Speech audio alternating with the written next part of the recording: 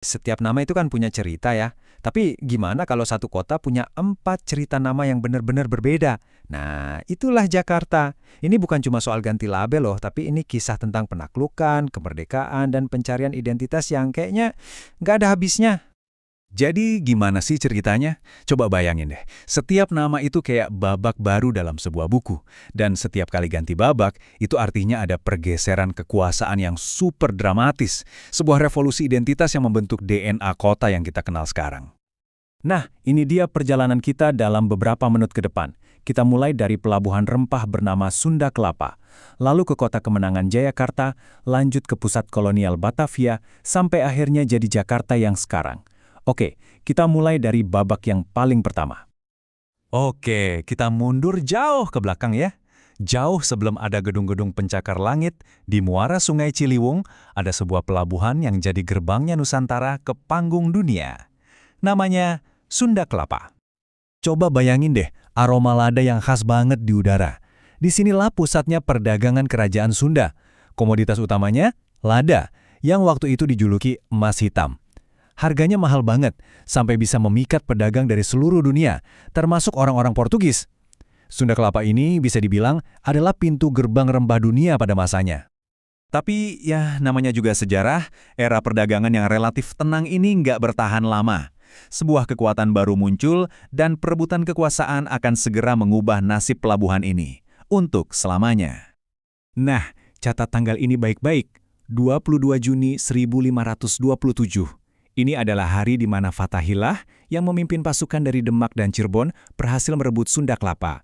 Tujuannya, buat mencegah kerajaan Sunda bersekutu dengan Portugis. Ini kemenangan yang sangat strategis, dan sampai sekarang, tanggal inilah yang kita rayakan sebagai hari ulang tahun kota Jakarta.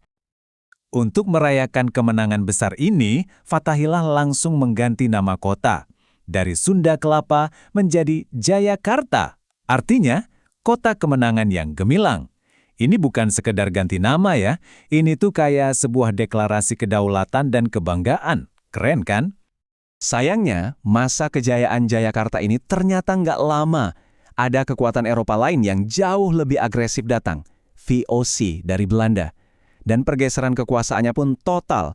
Dari yang tadinya pusat kesultanan lokal yang hangat, jadi kantor administrasi kolonial yang dingin dan super efisien.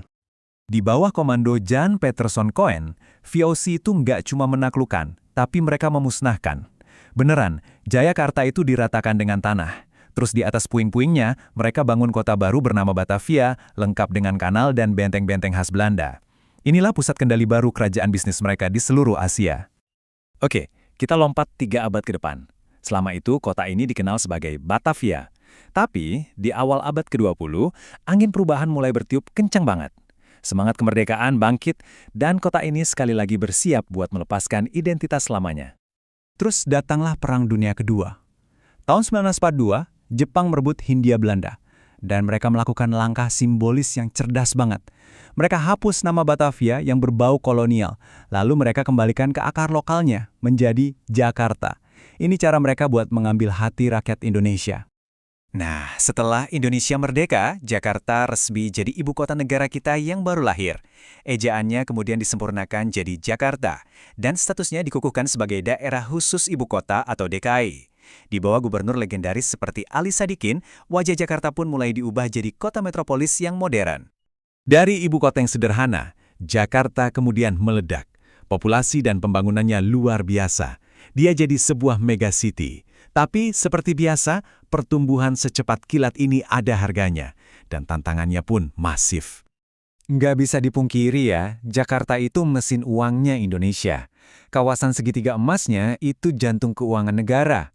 Menara-menara kaca ini jadi simbol kemajuan. Tapi di baliknya, kota ini menyimpan masalah yang pelik banget. Buat ngelawan monster kemacetan, Jakarta nggak tinggal diam.